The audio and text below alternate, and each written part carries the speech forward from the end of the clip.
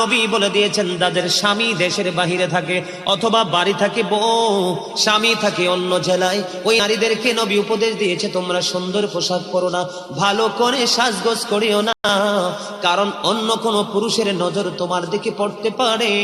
ও বন্ধু, নারীদের যত সাজগোজ, যত সৌন্দর্য, সবকিছু স্বামীর জন্য, অন্য কোন পুরুষকে দেখাতে পারবে না।